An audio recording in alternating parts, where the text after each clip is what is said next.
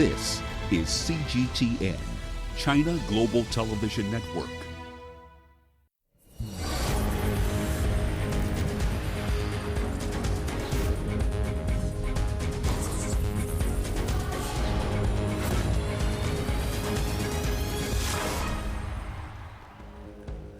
The coronavirus pandemic has seriously hit sporting activity worldwide, with events, leagues, qualifiers and other competitions postponed or cancelled altogether in the past week.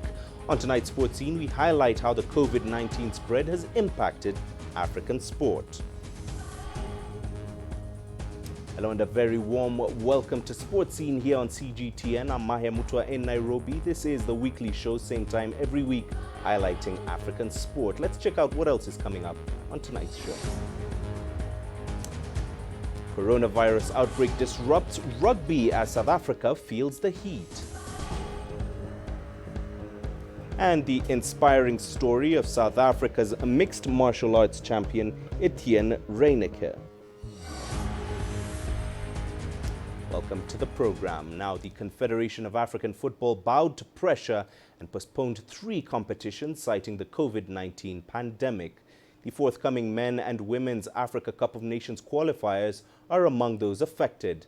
Meanwhile, all club competitions will proceed as scheduled. Adel Mahroui brings us more from the seat of CAF in Cairo. After the World Health Organization declared COVID-19 as a pandemic, CAF has for the first time postponed continental events. The Cameroon 2021 Africa Cup of Nations qualifiers, the 2020 Women's AFCON qualification and the Under-20 Women World Cup qualifications have been all postponed indefinitely. I think CAF's decisions were expected, and they are good steps. They coincide with how the world is moving to limit the spread of the virus. North African countries have the most significant numbers in the continent. They are influential teams in African football. It was wise from CAF to postpone.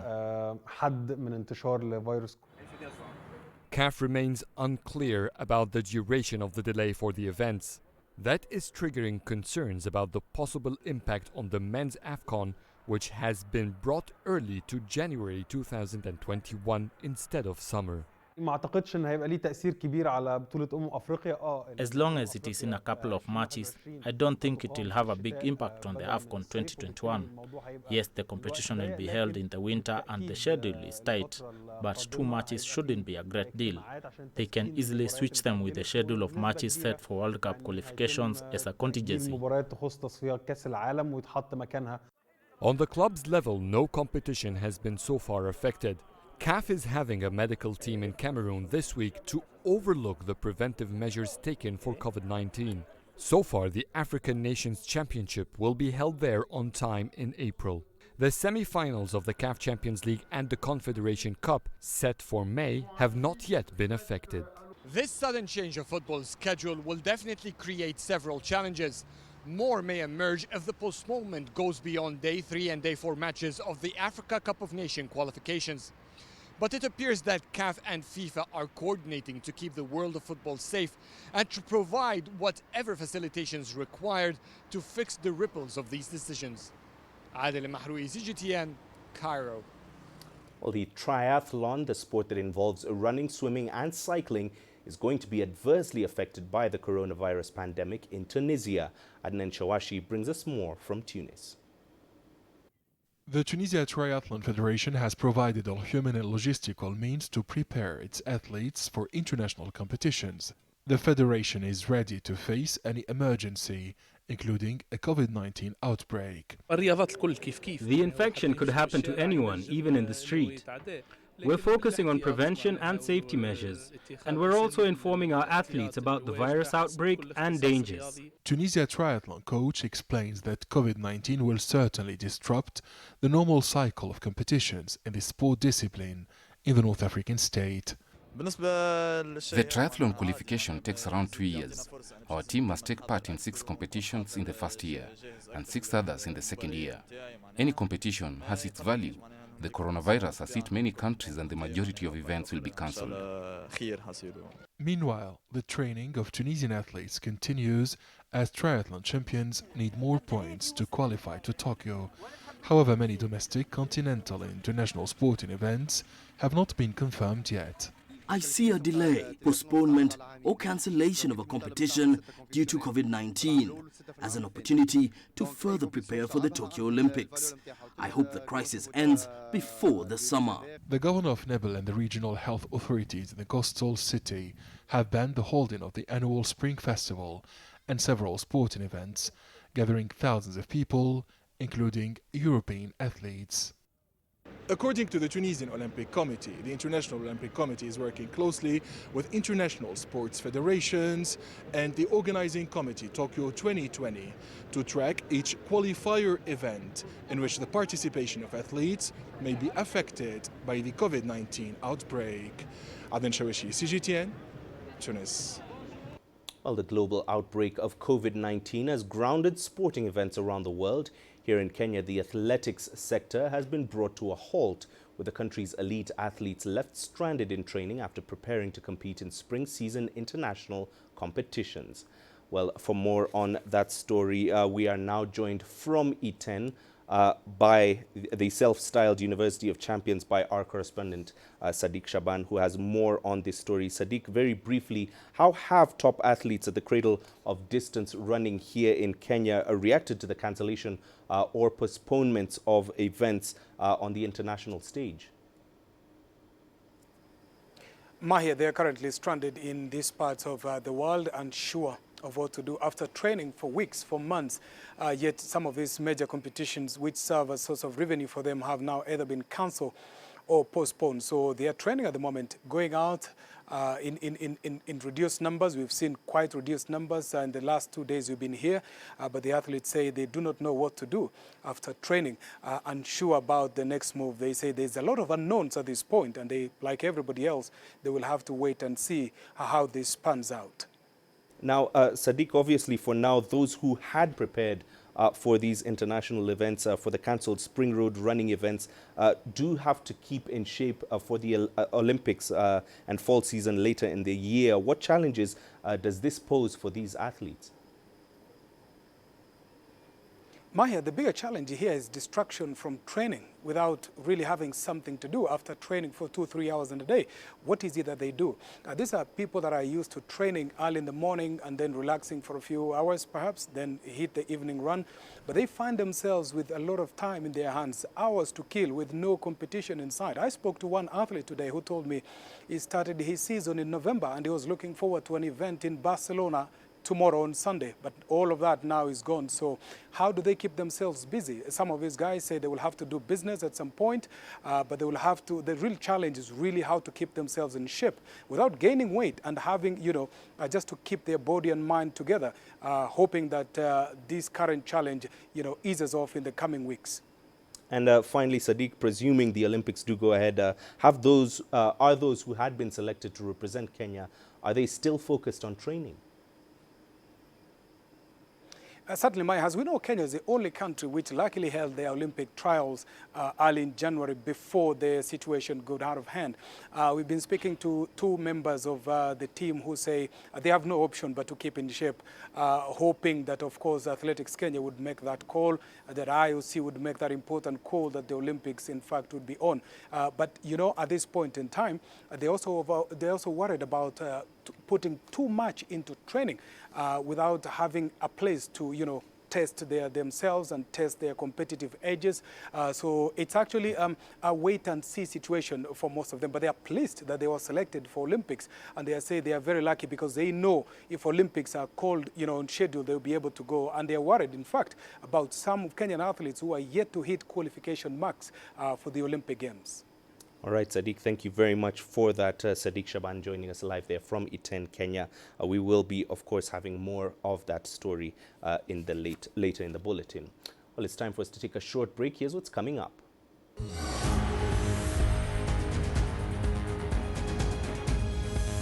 coronavirus outbreak disrupts rugby as South Africa feels the heat.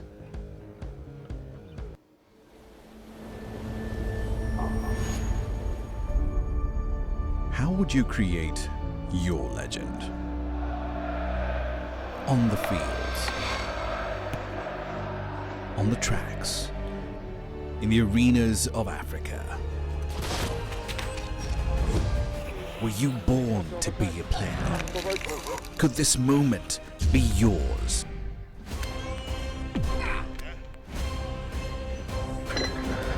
Sports Scene. Find your game.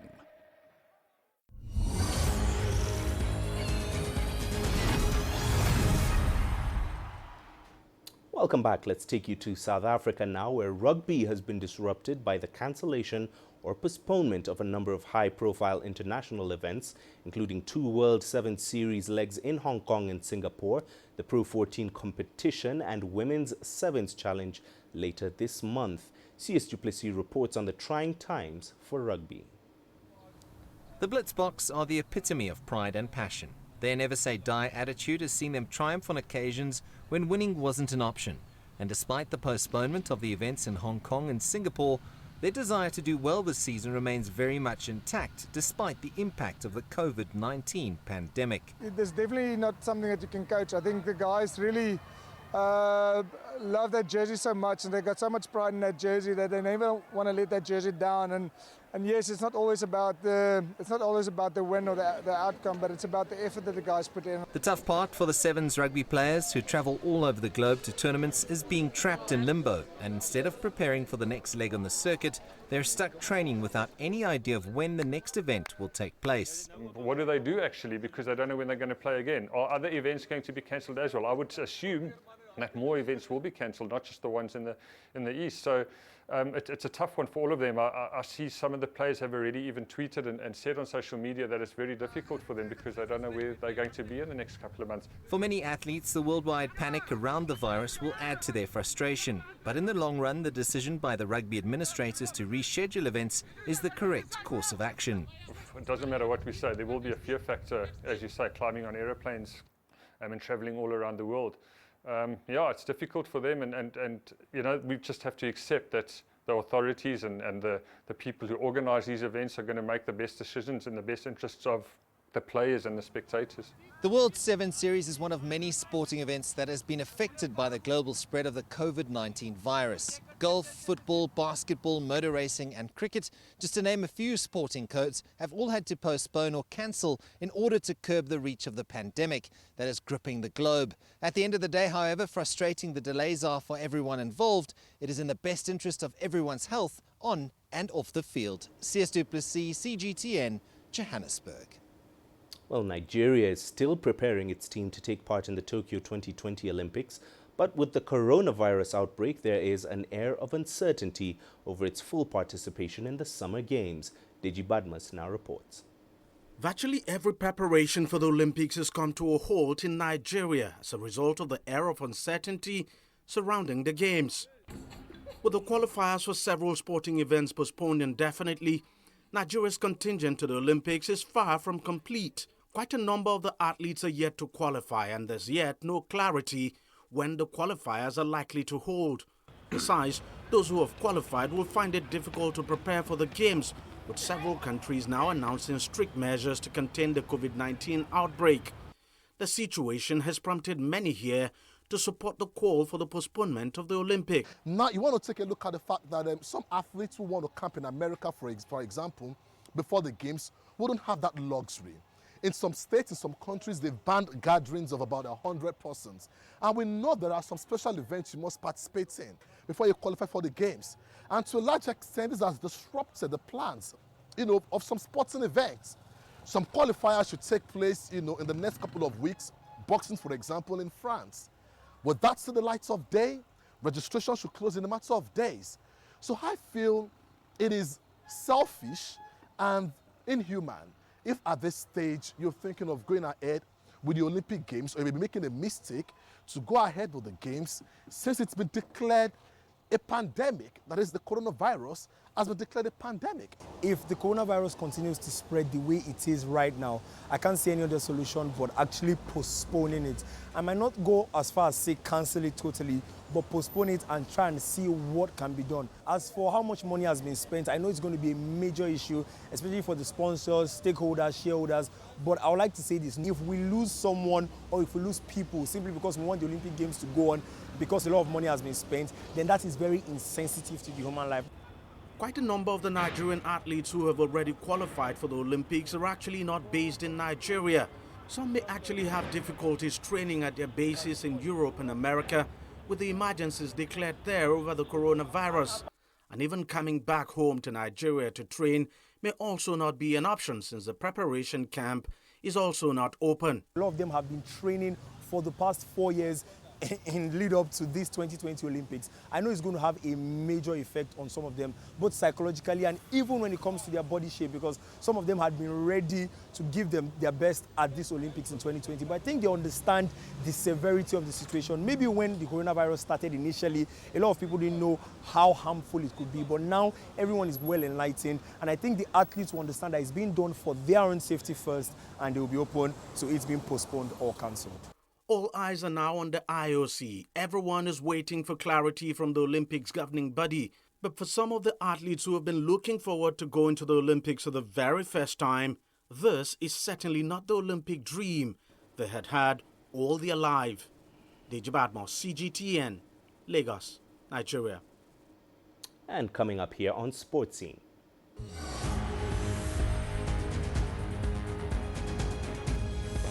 Bring you the inspiring story of South Africa's mixed martial arts champion, Etienne Renuka.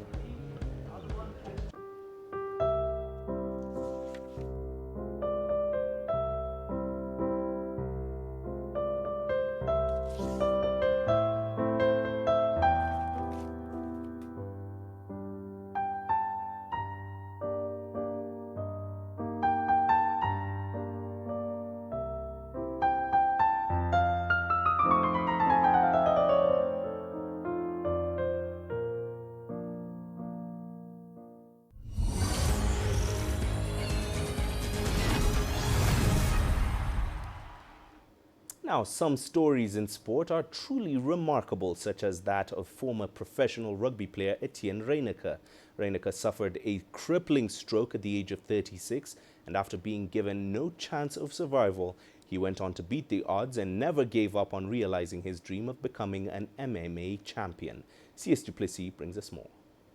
It's my pleasure to welcome Etienne Renuka. He's a former South African rugby player and current South African MMA heavyweight amateur champion. Etienne, thanks for your time. Hey, how you doing, man? I can see it brings a smile to your face. No, I'm laughing. It just sounds like a big, I gotta say. It's a great achievement, though. But has MMA filled the gap of rugby to a certain extent? If you've been competing your whole life, you still need it. You need it, that battle. And I've seen a lot of friends of mine, you know, they go find it after being massively competing in pro rugby into nothing. You can't do that. Then they go find it in drinking or making money at business, whatever it is. And I found mine in MMA and wrestling. You had a stroke that most people don't recover from. It was so bad that guys, they flew from Joburg to Durban to come say goodbye next to me, next to the hospital bed. You know, you always hear the story about John Smith when he came and asked because he knew the neurologist, and she went to him. Maybe just tell your friend to come say goodbye quickly to him. So yeah, and then I made it. So what's your advice to people who've been in similar situations to you, whatever it may be, health conditions that they go, my life is done. Yeah. I feel down and out. What's your advice to them? Because you're an example of someone now who's lifted themselves out of this. I was everywhere. I'll be honest with you. I was in a very, very, very dark place. You can think to yourself, because we're talking about MMA, and that's what I always told to guys. Well, just watch out. Don't when you're a champion, just be humble, because when it's gone, you lose everybody. And trust me, it's like that. Rugby. So it doesn't matter what it is, you know what I'm saying. You mentioned 2016, you were thinking of turning pro. Is that somewhere in the pipeline? Because No, it won't happen. You know that. You know, probably the universe didn't have that plan for me at that time. Yeah, I will see what happens. But I won't. I will definitely not go pro. I've got too much respect for it, firstly, and I know what it takes as well. What are you hoping to achieve with your story? Are you hoping to inspire more MMA athletes, or just anyone out there in South Africa who needs a good news story? Yeah, not even MMA. The story, it's just to never feel sorry for you, man. Nobody feels sorry for you anyway. Just get on with their life. Go on. Like, it sounds stupid, but every day is a gift, and just make the best what you can make with it. Etienne, thanks so much for your time. Congratulations, and yeah, it's a remarkable story. Thanks so much for sharing it with us. Thanks a lot, man. I appreciate it.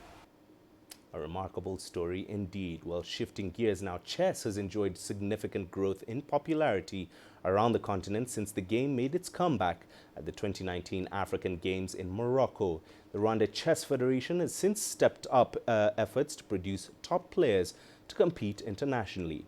Here is CGTN's Mohamed Abubakar with more. In 2019, the African Games included chess as one of the 26 disciplines in Morocco. Egypt, Algeria and Zimbabwe finished the top 3 nations in chess at the Continental Games. In Rwanda, the game has risen in popularity in the last few years and has been embraced as a proper competitive sport. It's a sport like any other. When you are playing chess, you know, you feel more encouraged to do it, your brain thinks faster, and actually it helps even most of the people who are young to be more arithmetical. You know, you think faster, you cover different moves, you know how to retreat, you know how to attack, you know how to defend, you know, that kind of thing. Karemera Mwikarago has been a chess player in Rwanda for over 3 decades. He won the national championship several times and has also served as chairman of the Chess Federation at one point. He says seeing the game gain interest among the younger generation over the years has been pleasant for him to witness. What I have seen so far is that so many people are participating in chess. And what is more interesting and good is that young people are the ones now championing the chess competitions. And you find this very interesting. It shows that it's growing, you know. The Rwanda Chess Federation has spearheaded chess training programs in schools in and around Kigali as they aim to instill a culture of the game to children from a very young age. The future is promising. When you see now what we are doing, it shows that we are going places. Now we are having many children playing the game. Many parents are supporting us and now starting understanding the importance of the game. So we think that here in 5 years we'll be having very great chess players. The International Chess Federation is currently pushing for the game to get an Olympic slot at the 2024 Paris Olympic Games. I think seeing chess in an international competition, well-known international competition, it is a big image for the game. Everyone start liking it, everyone starting know about the game, everyone start valuing the game. Also in Rwanda, it will help us, it motivates us. We would like to see chess taking the place that it deserves to be. The Rwanda Chess Federation will pick 5 of the best chess players at the end of the season to represent the country at the World Chess Olympiad set to be held in Russia in August this year. Mohamed Abubakar, CGTN, Rwanda. Well, turning to the track now, South African middle distance star Caster Semenya is aiming to run in the 200 meters at the 2020 Tokyo Olympics, competing over a distance that would allow her to avoid World Athletics regulations limiting her testosterone levels. Semenya is a double Olympic gold medalist in the 800 meters, but as an athlete with differences in sexual development is bound by regulations limiting normal levels of testosterone in competitors racing in events ranging from the 400 meters to a mile. Semenya has been seen training with sprint start blocks in recent weeks, leading to speculation that she would look to reinvent herself over a shorter distance, but she must still earn her place in Tokyo, and with a personal best of 24.26 seconds in the 200 meters set in February last year, is some way off the Olympic qualifying time of 22.80. Well, that's it for this edition of Sports Scene. Remember, you can send your feedback to the contacts on your screen now and follow us on our digital media platforms. Thanks for watching. We end this edition with images from France, where Paris Saint-Germain players climbed up a Parc des Princes stand overlooking the street below, where thousands of fans waited for them after qualifying for the Champions League quarterfinals in an empty stadium amid coronavirus fears on Wednesday.